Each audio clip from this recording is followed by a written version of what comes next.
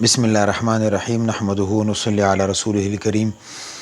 د عرفې روژې ډېر زیات فضایل په حدیثو کې راغلي.